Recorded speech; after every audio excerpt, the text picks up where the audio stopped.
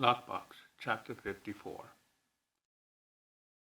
Deep into the night, after Wilfred, Father Seraphim, and Rhonda had departed, Sarah went to bed. She felt emotionally drained. She went to bed, not at all feeling like she had done the right thing by being completely truthful. Maybe Rhonda had been wrong.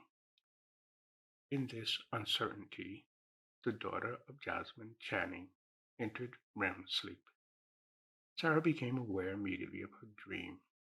She saw Aristian, Prochorus, and John the Aged. "Where am I?" she asked. Though she had a suspicion, the location looked familiar, concrete, real, without confusion. Aristian laughed. "Surely you recognize the temple court." Sarah turned and gazed upward. She recognized the gold capped roof of the Jerusalem temple. Her mind adjusted to the presence of the ancient peoples of the Roman Empire, forming them again into clear, distinctive individual persons as if out of nowhere. These evident personalities oozed particularity of a vision, the coloring of a dream, and the potentiality of quantum entanglement. The emphatic combination made possible by biology and spirituality reminded Sarah what she could control and what she could not. Here again was on display the artfulness of the subconscious and the determinism of an external mind. Mixed together, they made up Sarah's lucid dream. If the particles of quantum physics played a role here, it was a hidden law from the great consciousness, thought Sarah. The scientific theory helped Sarah have faith in her dream's alternate reality. Prochorus called out, sitting with John the Aged, "We are in the middle of the Feast of Tabernacles."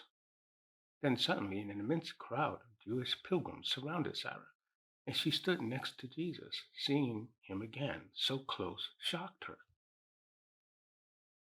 She backed up. Jesus' bronze Semitic visage seemed more majestic than ever, and his voice had power to it that reminded Sarah of the voice in the garden paradise. His male and female disciples surrounded him like a shield, and Sarah took note of the woman standing closest to him in the blue tunic and gray stola, having a dark head covering. Aristian appeared at Sarah's side.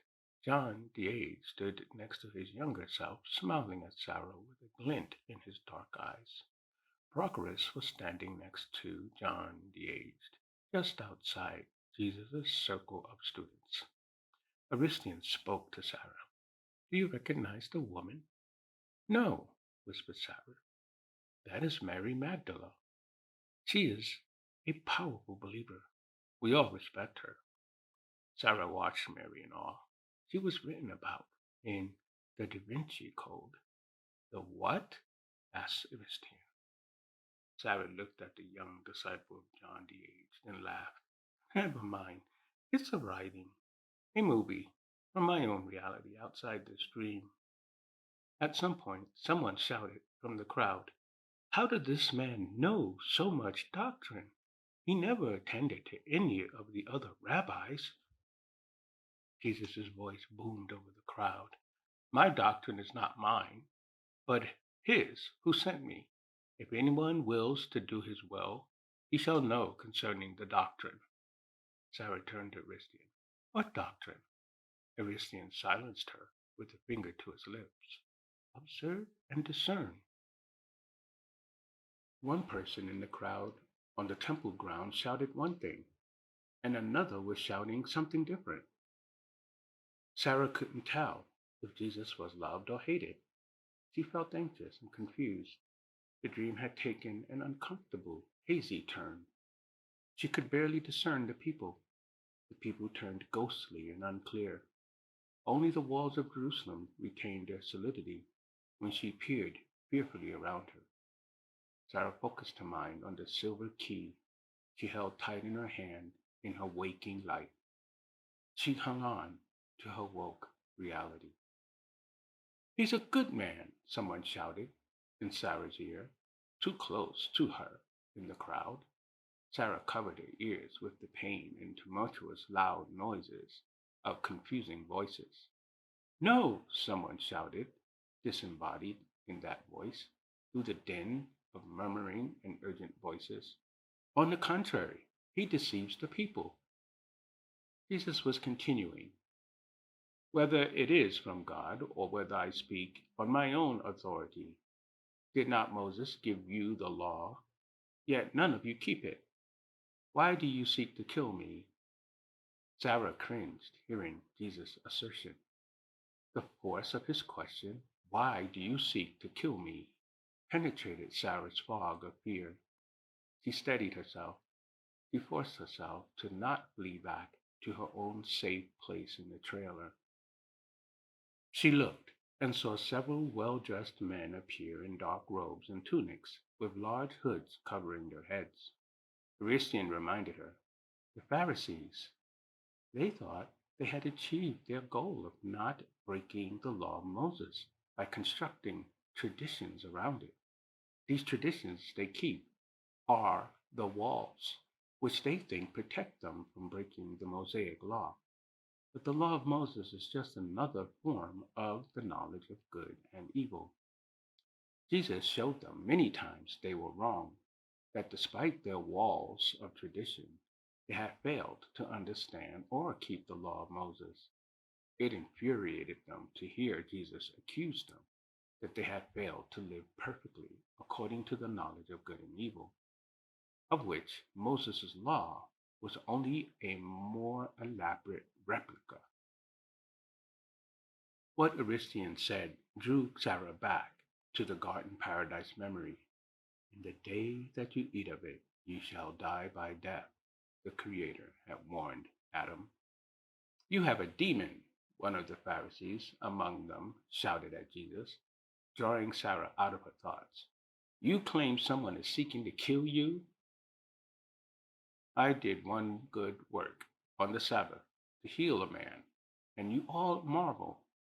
Do you not circumcise on the eighth day according to the law of Moses, even if it falls on the Sabbath, and therefore break the Sabbath law with a work? Jesus shouted back at the Pharisees with force. Do not judge according to appearance, but judge with righteous judgment. Someone in the crowd shouted, when the Christ comes, will he do more signs than these which this man has done? One of the Pharisees shouted, take him, arrest Jesus. And Jesus shouted to the people as the soldiers approached, if anyone thirsts, let him come to me and drink. He who believes in me, as the scripture has said, out of his heart will flow rivers of living water. Then there came a contingent of temple guards brandishing swords, clubs, dressed in silver breastplate armor, silver helmets that glittered in the day's sunlight. They pushed through the crowd. Frantic, the crowd pushed back. Sarah found herself amid a violent tug of war between the temple guards and the layer of people and disciples surrounding Jesus. They heaved back and forth against each other. When Sarah looked up, she could see Roman soldiers on the Antonina towers near the temple, looking and pointing down at the growing heaving between the temple guards and the crowd. Apprehension filled Sarah. She knew she had to leave this dream sequence, but before she could act, a violent shove knocked Sarah off balance and she fell to the ground. The crowd, in fear of their own safety, jostled each other forcefully as the guards started striking people. The guards started beating people with their clubs to attempt to clear a path to a protected Jesus, hitting arms, legs, and a few in the head, forced blood to gush out and spray Sarah as she crawled on the ground, gasping air fearfully. She could hear screams filling the air. A stampede started. The crowd scattered like a forceful wave overwhelming Sarah. All she could do was cover her head as the frantic crowd began trampling her. She could not focus her thoughts or get up. Panic took control of her. At that moment, when she thought she'd die in this dream, Aristian reached down and pulled her up. Come on, he said desperately. It's out of control here. Together they ran, merging in the stream of the flowing crowd as the terrified throng raced to escape the beating the temple guards furiously gave to anyone upon whom they came. Sarah ran with the flow of the crowd, holding Aristian's hand, gathering her senses.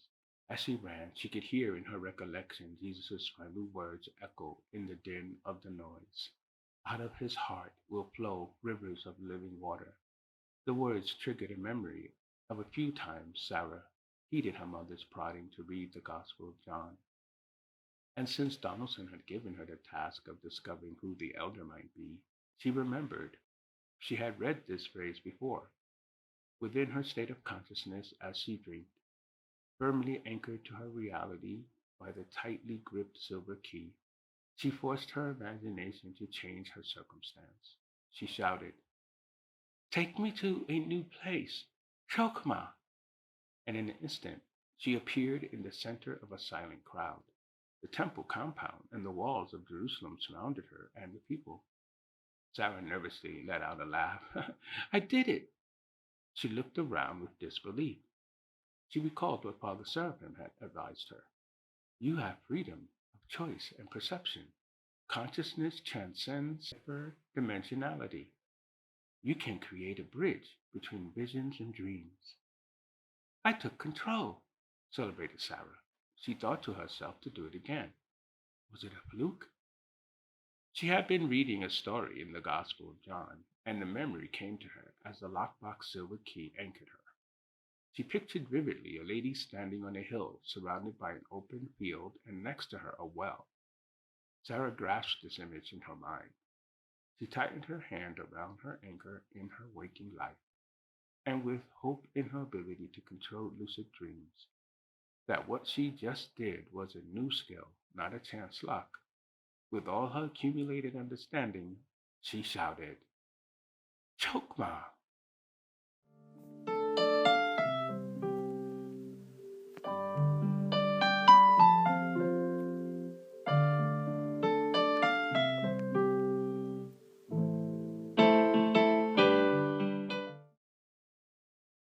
Lockbox, Chapter 55. Sarah materialized in a city of Samaria named Sychar. Aristian stood by her side. He laughed heartily and shook his head approvingly. Sarah's hand went to her head. I did it again.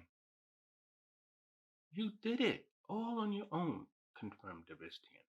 You escaped by using Chokma. Congratulations. Your mother would be proud of you. He patted Sarah happily on the shoulder. Thank you, I think. She looked around. I imagined I would arrive somewhere close to a location my mother referred to in one of our rare talks about her experiences. She never told me about her lucid dreams. However, she did alert me to a few passages in her Bible. I would try to read what she suggested. I never understood back then, Sarah said, laying claim to her doubts. After all, what Sarah witnessed of her mother's experiences once Jasmine started having them in earnest was a sharp change in belief system and then her mother's follow on death. Sarah realized she too was beginning to have an altered belief system. She asked Aristian, what is this place? Procris and John the Aged then appeared with them in the open field below the hill where a woman stood at the well. John the Aged nodded. Yes, they know of this place because it is the story I told them. Sarah looked at John. Story you told them? John pointed up the hill. When the Lord knew the Pharisees had heard that he made more disciples and baptized more of them than the Baptists, he left Judea, where the temple was, and he returned to Galilee. But on the way, he passed through here, the land of Samaria. Aristian said, you brought us to an important place of where you can approach closer to your hope. I succeeded in bringing us to where my mother came. You did, and she did, confirmed John the Aged.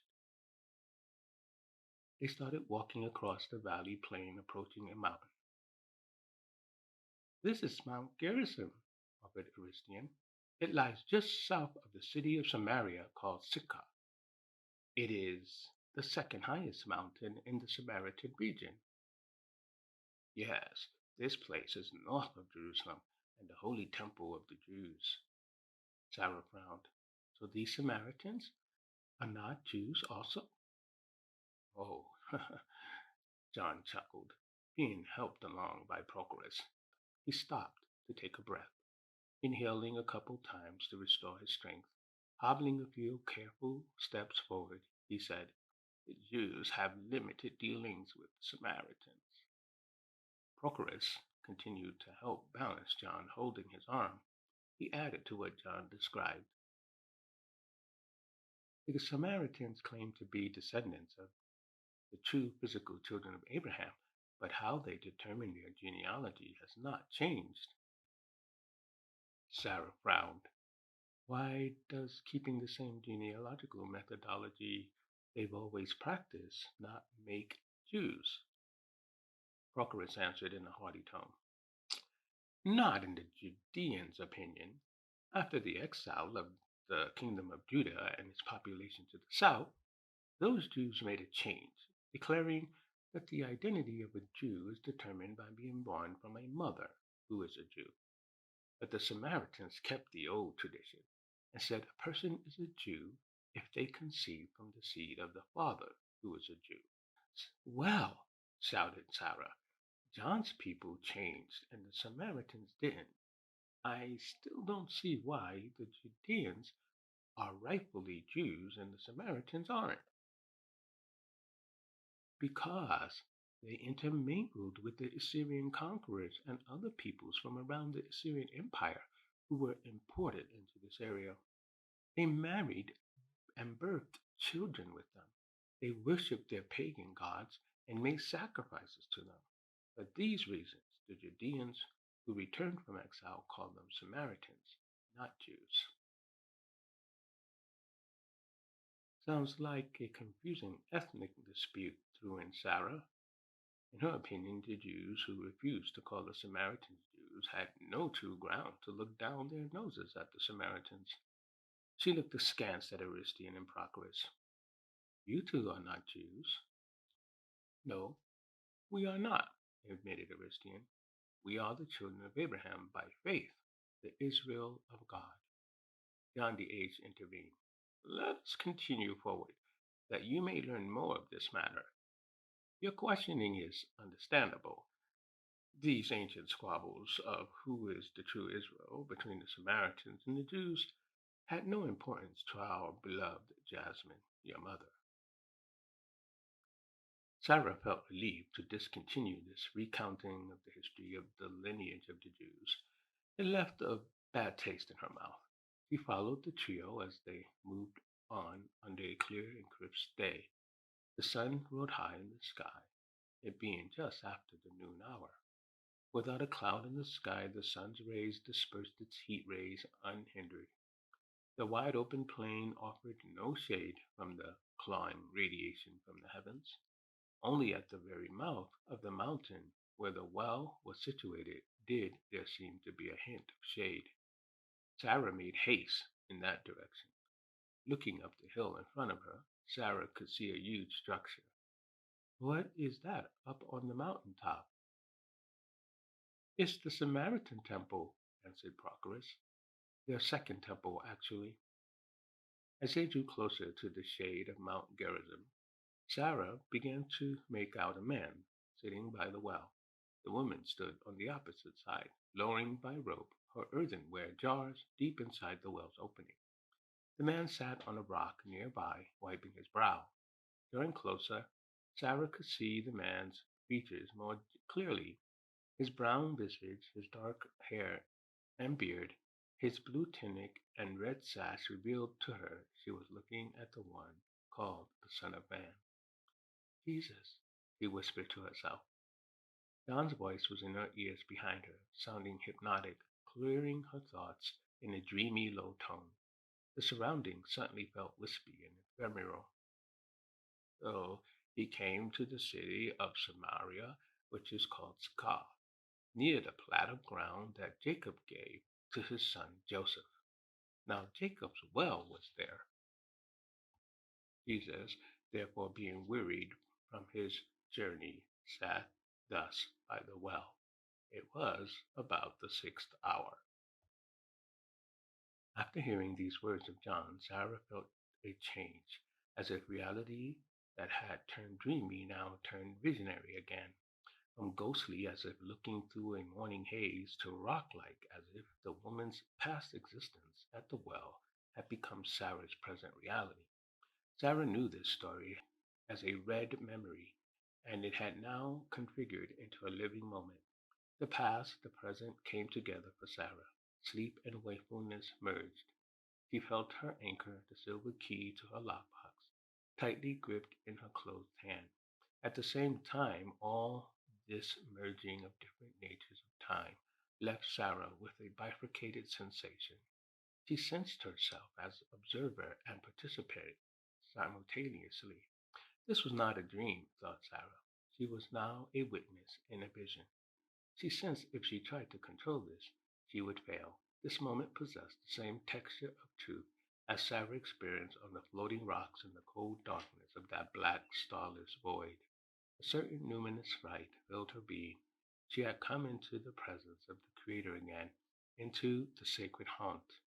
The woman by the well may be long dead, but the very nature of this truth had begun to morph for Sarah. These dreams and visions had already begun to redefine Sarah's concept of existence. She understood intimately the nature of her lucid dreams. Because of these dreams and visions, life did not seem so confined anymore. Being awake and being asleep had been swapped as to their juxtaposition regarding the very understanding of being. As they drew closer to the well, Sarah mumbled a quote she remembered. Life is a dream. We are asleep, but once in a while we wake up enough to know that we are dreaming. Aristian laughed. Now you're talking. Did you think of that yourself? No, answered Sarah. It was from a man, Wittgenstein. I remember reading it somewhere in all my research. All that I have gone through has profoundly made being awake and being asleep have a different texture for me. Aristian nodded. I suppose your idea of death has begun to transform. Sarah stopped and turned to Aristian. He certainly understood. Yes, you are right. I had been thinking, if life can be seen as a dream, why couldn't death have many of the same qualities, many of the same distinctions? She paused and started moving forward again to the well.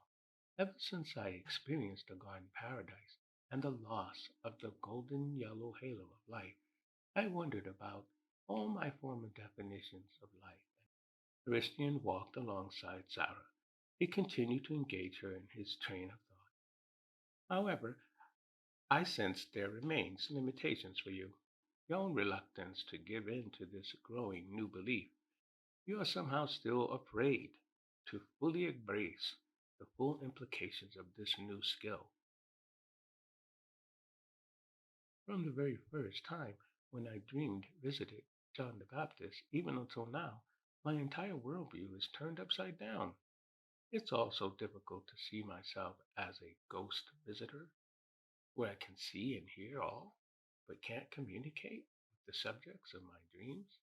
At the same time, I am to take all this as a true reality. Christian interjected. John the Eighth has hinted that there may be an indirect way to communicate, did he not? Yes, agreed Sarah grudgingly, but he had never divulged how such would be accomplished. I have learned I have some power over my dream content, and I have learned more ways to anchor my own reality by a sensory tool external to a dream. But I still have no clue how to change outcomes, which I feel requires communication with those subjects in the dreams or visions. Aristian nodded silently. Sarah could see they had come to the end. what he could offer her. Her freedom of choice and perception, her escaping from the attack of the temple guards just recently was the first time she had effectively used her focus to change her dream's content. There she felt threatened. Here she felt no threat. She had no desire to escape. Her mother had been here, so she refrained from using her new ability to flee as she presently grasped it. She would hear this conversation between the woman at the well and Jesus. Perhaps, she thought, from this she will draw closer to gaining more knowledge of the path of her mother. The woman at the well looked worn, as if life had taken a toll on her beyond her years. She looked to Sarah like a woman of youth, but her face appeared darkened by shadows and marked by the signs of unhappy experiences. Despite this, the woman was decently dressed in a brown tunic and thin rope belt at the waist. The straps of her brown sandals snaked around her ankles up to her calves. She wore a flowery head covering. Her green eyes had a cynical glint to them, as if she had sparred through many challenges. She no longer had any trust in any assertion. Sarah turned her attention to the man who called himself the Son of Man. In her other dream visions, he spoke to the woman. Give me a drink. The woman looked at him dubiously. How is it that you, being a Jew, ask a drink from me, a Samaritan woman? At that moment the scene froze. Sarah was confused. The reality stood still. Then John the Aged approached next to Sarah, with Procrus holding him steady by his side. I must give you a small clarification here. A small clarification? Responded Sarah, a bit annoyed that her experience of the moment between the woman and Jesus had been frozen. Is this another skill for lucid dreamers? You will not be able to do what I have done, answered John, but it is a small matter of importance to know that Jesus might be accused of flirting with this woman. That is why she asked him the question, how is it that you, a Jew, ask me, a Samaritan woman, for a drink? I don't understand your point, responded an annoyed Sarah. Why is this relevant to me? The context is important to you, continued John in his aged voice. You see, a man would appear at a well like this only to find a wife. This is a place women meet. There were very few places where it was considered appropriate for a man to talk to a woman unaccompanied. The well was one of those places. If a man wanted to seek out a wife, he would come to the well, where he might find an eligible woman. He would ask a woman that he felt attracted to for a drink of water. If she gave him a drink of water, it was signal that she might have an interest in him in a marriageable way. This is why Bottini asked the question. Bottini? That is her name, interjected Aristian. I see, mused Sarah, and so I am still confused as to the point. Your mother was deeply moved by this moment, John offered. You will need this additional information to find your correct path in your own reality. Sarah nodded, still not totally getting it. She glanced back over to the frozen Jesus and Bottini. Can we continue? When the dream resumed, Jesus was answering the woman with the flowery head covering and mature dark face. If you knew the gift of God, who it is who says to you, give me a drink, you would have asked him, and he would have given you living water. I returned to Aristian quickly. Living water? What is living water? It has a basic meaning, responded Aristian with a knowing smile. That which moves, like a stream, a river, a creek flowing. That is living water in the concrete. In the concrete? Well, what is the golden aura? He asked her. The golden aura? She frowned. Sarah knew that to be empowerment of life in the garden paradise. The Creator had said, the day you eat of the tree of the knowledge of good and evil, you shall die by death.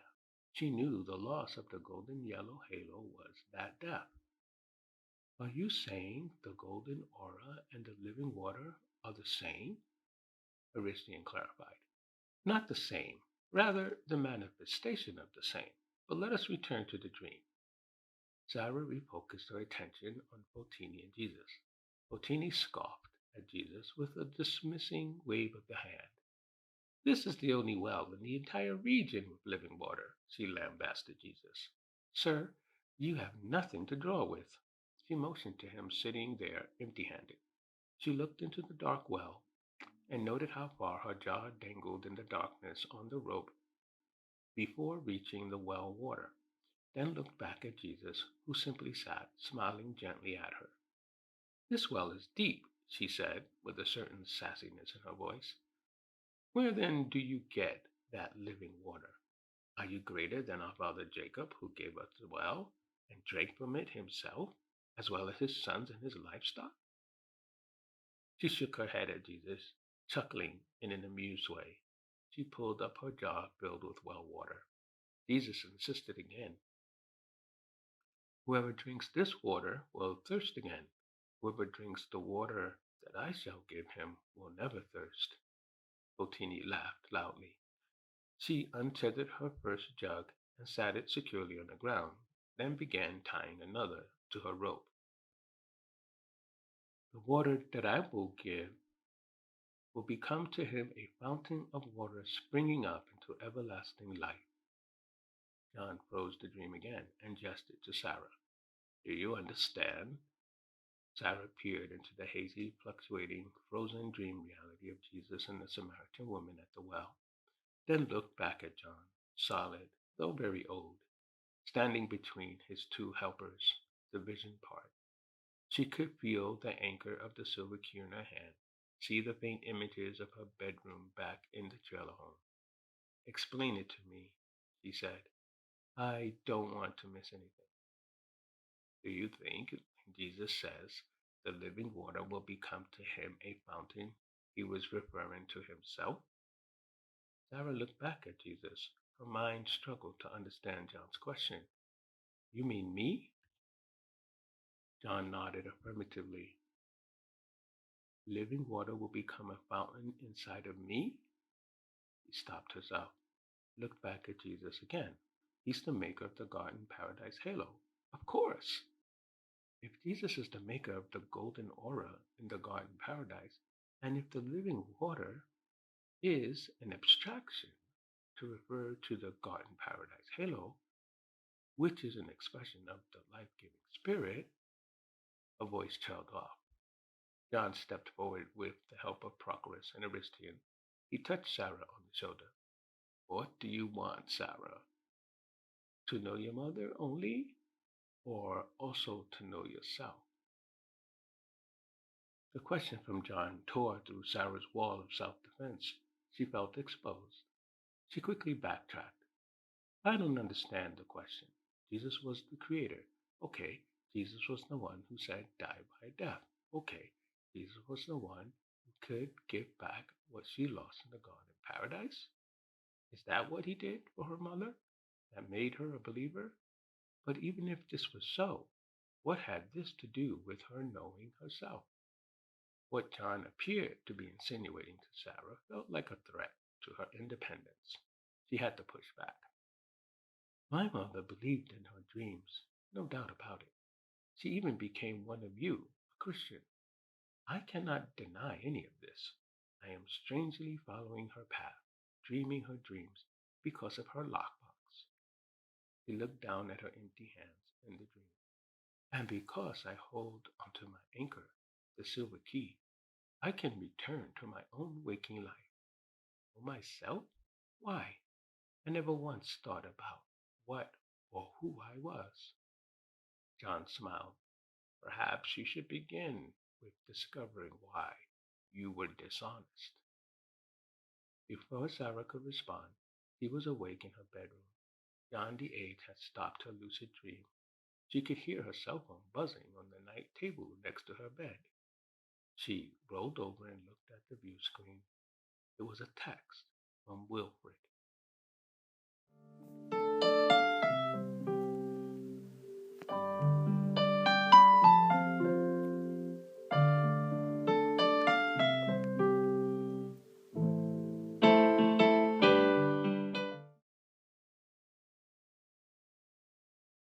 Lockbox, Chapter 56.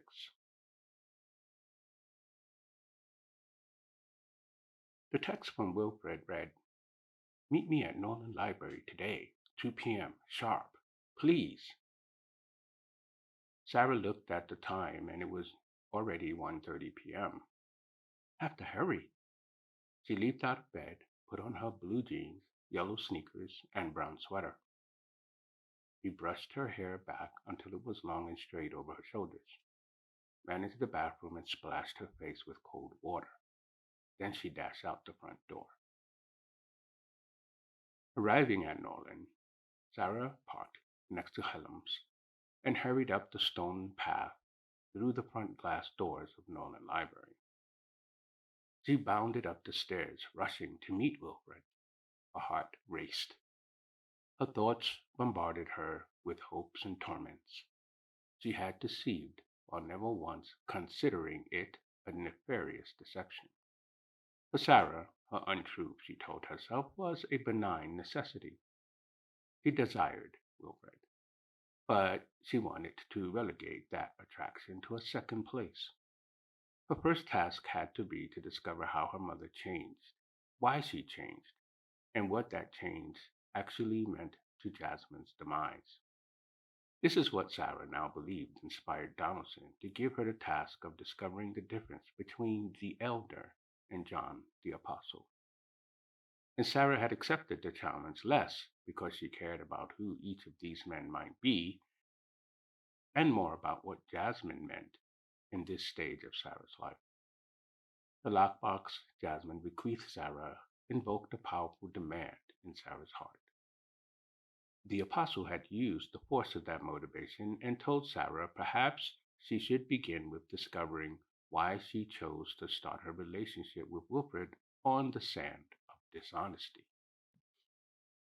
The last words of John the Age kept ringing in her memory as Sarah reached the third floor in Nolan. She passed through the wide entrance into the section with the rows of brown tables. She walked briskly until she reached the windows on her right and the sections of shelving on her left that stretched the length of the library's third floor all the way to the back wall. She could see Wilfred at the far end waving at her. The sight of him made her heart race again. Sarah practically ran as she passed sections A through AA to VW and XY and Z. Each section loaded with real books, still rich with the collective memory of humanity in their original covers. The attractive scent of leather and sheets and antiquity of an age passing away filled the air. Reality in such a concrete fashion that virtual existence had ripped away. Real books gave humanity back its humanity, thought Sarah as she approached Wilfred. Books kept not only the body but also the soul safe between their covers. Here, among the texture of literary personhood, Sarah felt authentic. Here her hands handled, her eyes looked upon, her nostrils experienced flesh and bone and aroma from the written word. Here Sarah could hear the whispers of human intellect, its logic, its emotions, its spirituality. Here, in a library of books, she believed she moved concretely among the long line of human experiences. Now she had reached Wilfred. She stopped. She was breathing excitedly. Wilfred stood before her with his big brown eyes, his fluffy reddish brown, curly hair, and his mixed light skin. She had told him on one of their dates he might pass for white, and she wondered, what do you think of me now? They stood before each other, silently gazing into the eyes of one another, as if before this moment unfriendly, malevolent eons had separated them. Dressed in his black jeans and black sweater, Wilfred toyed with a dark brown scarf draped around his neck and shoulders. If he felt any discomfort seeing Sarah again, he had hoped she didn't sense it. He had spent some time thinking about Sarah's request, her desire to join the Lucid Dreamers group with such passion after she first blew off his invitation at first confused Wilfred. Nevertheless, he wanted to hug Sarah. At the same time, his uncertainty made him hold back. There were issues which needed to be cleared up first. He silently gestured to where his backpack lay on the floor. There were no tables back on this narrow area at the end of the third floor Nolan Library. They were standing in the Z section of the book racks. Behind them, a light brown banister marked the end of the library and the wall beyond it. If you looked over the banister, you could see the end portion of the second floor of the library. I have been thinking about your request. He walked over to his backpack and sat down on the opposite side of it. Sarah followed and sat down next to him, his backpack being the barrier between them. There was just enough room between the end banister and the last rack of books that stretched left and right, where the walls also narrowed, leaving the small area to squeeze into. Wilfred offered, "This is my favorite place to come to in Norland. It's warm and often quiet here. One can think." Sarah reconned the location. "I can imagine it." Wilfred nodded. He hesitated, uncertain how to proceed. He had decided on the course of action. He hoped he made the right call. However, there was no real way to know. At certain times of the day, you can come here and it could be hours before anyone even bothers you, especially during the evening hours on the weekend. Most of the students are eager to get off this campus and hang out at the bars or parties on a weekend. "I've never been a part of that crowd," offered Sarah. "I had to work. I barely finished high school." "I hear you," Wilfred smiled. "College isn't everything. I think most get out of here never ever really learning anything about real life." Sarah stared at Wilfred. "And what is real life to you?" Wilfred ran his hand along his backpack. He was sure Sarah already knew the answer to the question. After all, she had the ability. "I don't know. I don't think Thomason is making the right decision to deprive you of the group's help." Sarah's heart beat harder in her chest. She took a deep breath. "Really? If you would help me convince him, it would mean the world to me." "You are glimpsing real life, reality. That is what lucid dreaming helps us to do. It opens to us the door to alternative natures. We tend to only think of dreaming as the mixture of convoluted fantasies out of our subconscious. And while much of that is true, it is also a reminder that what we think is all of real life is in reality a very thin part of our unique essence." He waved at their surroundings. "You know, Sarah, you are dreaming it right now. You've seen the wider part of reality." "I see," whispered Sarah, taking in Wilfred's assertion with some acceptance. After all, he was right. He lucid dreamed. He controlled it, too, in part, and she had come to believe her interactions with Aristian, Prochorus, and John the Age had been real. "What conclusions do you draw from that, then? The idea that this physicalness around us is only a tiny part of actual reality." "The conclusion I draw is you have the right to join our group, understood to be a novice. How good you are at lucid dreaming is irrelevant. We should not just leave you wandering around in the dark. Our group has the combined skills you need to take you to the next level." This admission from Wilfred filled Sarah with joy. She reached across the backpack between them and excitedly grabbed Wilfred in a tight hug. She pulled him close and held tightly to him. She could almost feel his heart racing through his chest, and his warmth fired her. Slowly they pulled back, lips just inches apart, eyes deep into each other's eyes. "I'm sorry. I failed to be upfront earlier," she whispered to him. Wilfred pulled back further. "Let's not dwell on the past." Sarah also straightened herself and sat back. "Of course, agreed. But I have to acknowledge my error. It will help me be genuine." "Fair enough," Wilfred smiled. "So I have been thinking about how I might help you. As you know, every lucid dreamer dreams out of the material of their own subconscious. Nevertheless, The stuff of our dreams is the same. The individuality of each dreamer, the distinctiveness of their dreams, all depends on the purpose of one's dreams. One's lucid dreamer can't cross into another lucid dreamer's portion of reality without some kind of bridge. I see, murmured Sarah. I've been listening to Deepak Chopra. Can't the bridge be, as he called it, autonomous, unbounded oneness? Correct. We Christians call that unbounded oneness the consciousness of God. Donaldson would say, I am not skilled enough to cross that bridge. He says that's the reason I wasn't ready to join the Lucid Dreamers group. Well, he's partially correct, but only partially so. There's a reason. A reason? How much do you know about your mother's relationship with Donaldson? I don't think they have any kind of relationship, answered Sarah, though her voice carried doubt. She could see Wilfred realized the doubt in her tone. Sarah continued quickly. They obviously had some kind of interaction because he gave me this task to find out about the elder and the Apostle John. He's paying me to do it, and he said it is something my mother would have wanted me to do. Exactly, agreed Wilfred. I can show you why your mother would want you to do this. Show me? Well, show is not the right word. He paused, looking at Sarah intently, bowing his head. He remarked in a low voice, I dreamed about your mother and Donaldson. I can offer you a bridge. You you dreamed about them? I did. I do. Lucidly. OMG.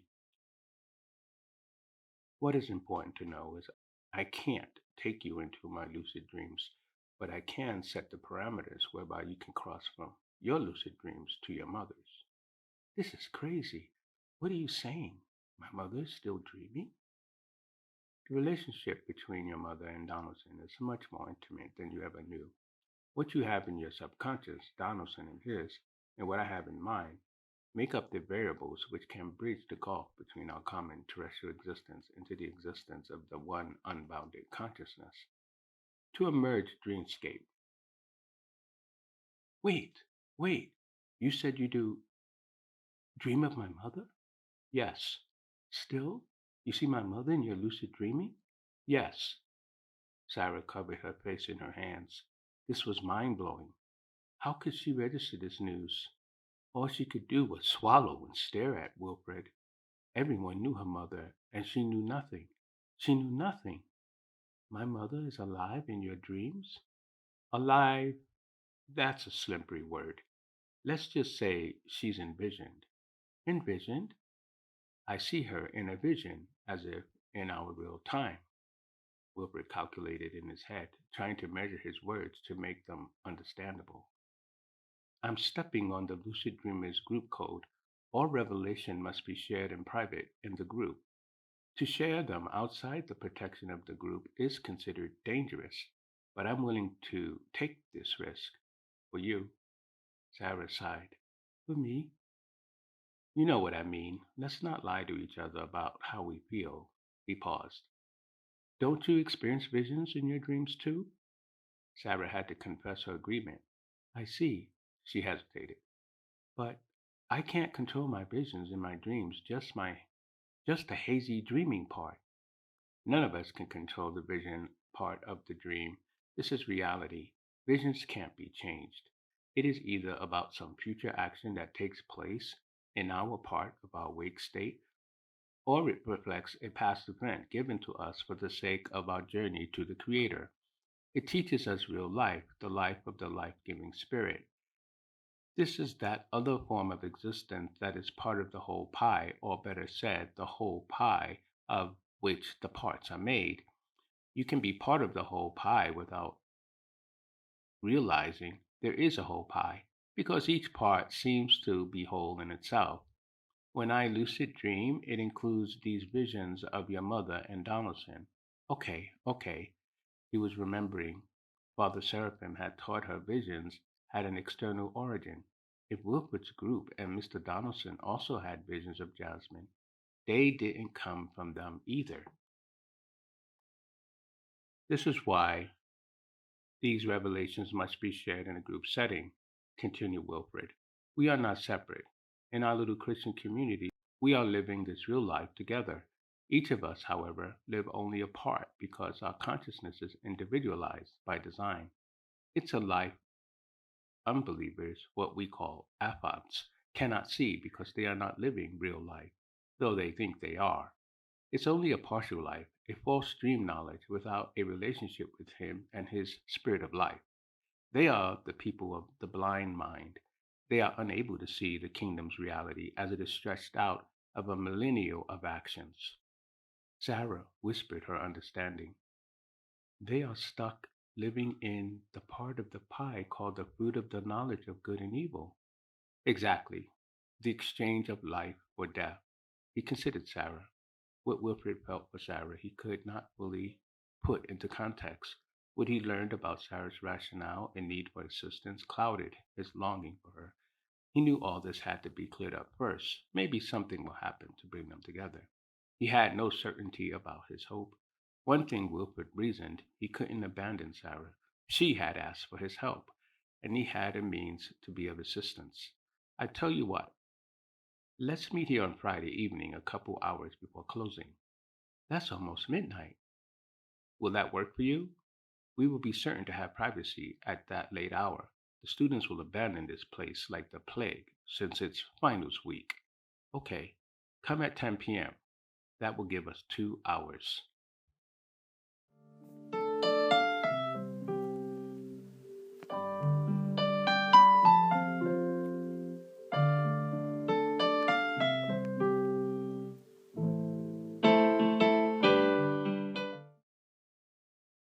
Lockbox, Chapter 57.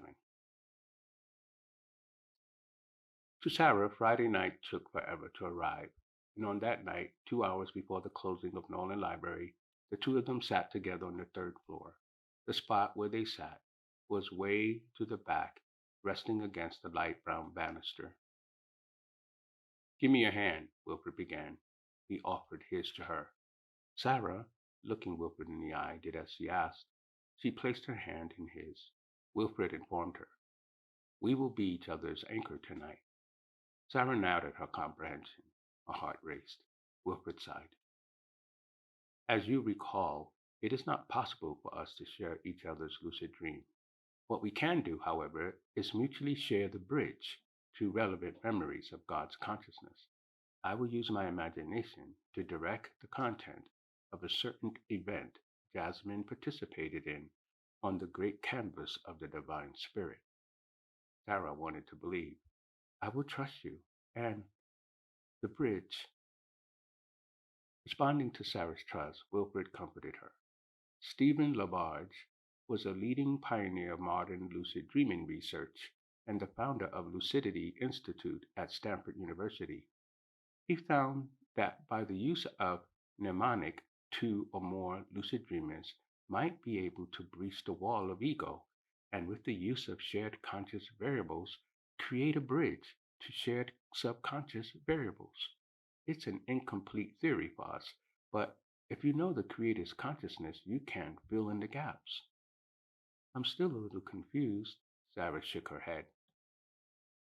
Just trust, keep that trust going. It's not important to know every detail. We just need a mnemonic, a common pattern of idea or word association. One we use at the Lucid Dreaming Group is Jesus Christ, Son of God, Savior. Sarah repeated the mnemonic, Jesus Christ, Son of God, Savior. She thought about this, and it brought to mind that John the Aged and his companions used chokmah. Could chokmah be just another form of mnemonic? Exactly like that. As we repeat this mnemonic in our minds, we are going to plant the same image in our minds. We are not the affant. We have the ability to conjure an experience of seeing a loved one's face and being with them in a lucid dream. This is the common imagination we will implant on the bridge consciousness. Now, I want you to imagine Jasmine. Paint a picture of her in your mind, and I will do the same. After a few seconds, Sarah had Jasmine's clear visage in her thoughts. She imagined her face bright, happy, white in the brilliant daytime sun rays. She imagined her mother's long, shiny black hair, straight and elegant down Jasmine's petite back. He painted this image of her mother, the beautiful one she always loved remembering, of her mother in her flower garden outside the trailer. The flowers' vibrant, sharp, and lively colors framed Jasmine as she dug the garden dirt to tend her flowers. Her mother knelt in the garden attire, the gray gloves, the flowery apron over her gray pants and slippers. With this joyful image of her mother, she experienced a deep love. I have her in my imagination, she said. My mother, so missed, so wonderful. Good, good, whispered Wilfred. I have her in my memory also. Now, close your eyes. I will close mine, and we are going to hold tight to each other's hand. Don't let go, and repeat the phrase with me. Jesus Christ, Son of God, Savior. Okay, I got it. I'm ready. Okay, on my mark. We go together to the Jasmine in our thoughts. All consciousness is connected to the great consciousness, an unbounded oneness that transcends biology. And after a pause, Wilfred whispered, Mark. Together they said, Jesus Christ, Son of God, Savior.